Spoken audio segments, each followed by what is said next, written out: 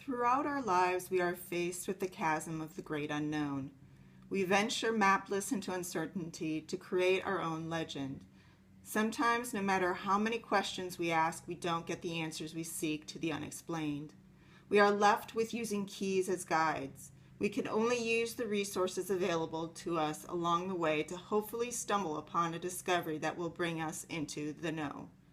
The lack of information on any journey can be trying, maddening even. Pioneers, adventurers, and soldiers face emotional turmoil, psychological trauma, and physical trials. Wartime letters and memoirs remind us how the separation from the familiar and correspondence deprivation interferes with well-being.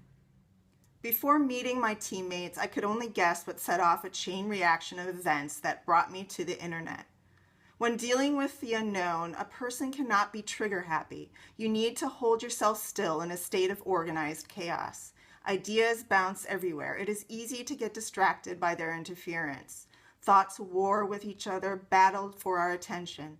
What to others may seem like a mess of potentials, when others would be hasty to call something black or white, the gray area was to me inspiration's playground. As humans, we daily weigh the validity of possible outcomes and play with the future.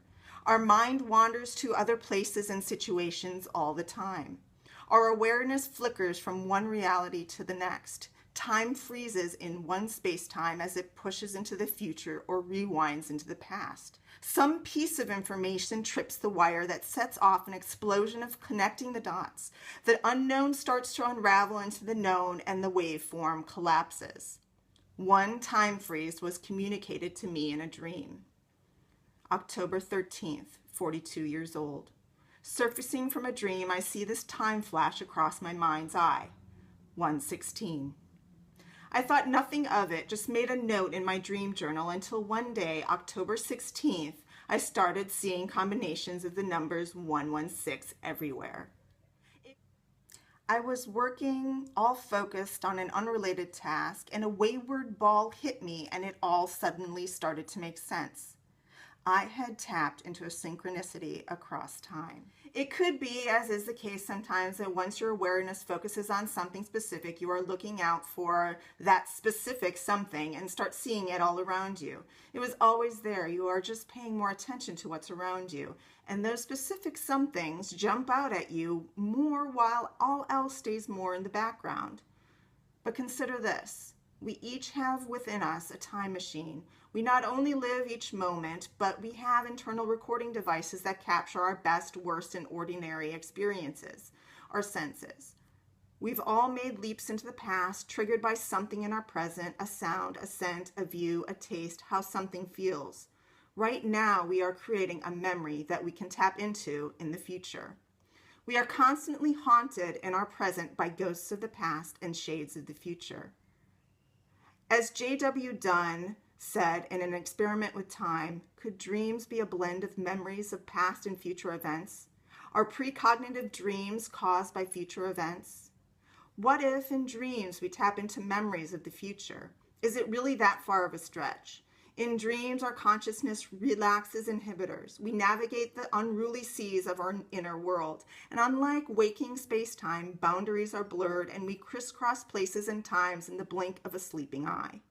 My grandfather's journal entries are only a few lines long, but the scarce words my grandfather used to describe his days in Africa during World War II transport me back to what he must have experienced, what stories the photos he took must have told. What did he wonder as planes came back battered and shot up from missions, and those that didn't come back at all? His days filled with duties far different than what he was used to back home. And when there were long spans of time when letters didn't come, how the loneliness creeped in and how deeply it must have affected him. Starlight saving time. I watch the twilight unwinding, pale ribbons across the sky. Where you are, dear, it's afternoon, and the sun is still on high. The honeysuckle's fragrance lifts to the cooling kiss of night. You march and drill where the desert meets the sun in waves of light. The telegraph stars shall carry my love to you while you sleep.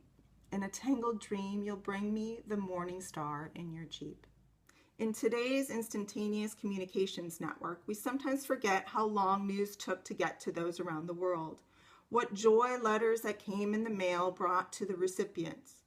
My grandmother's poems to my grandfather reached across time and space and must have given him much comfort that held him until the next letter came.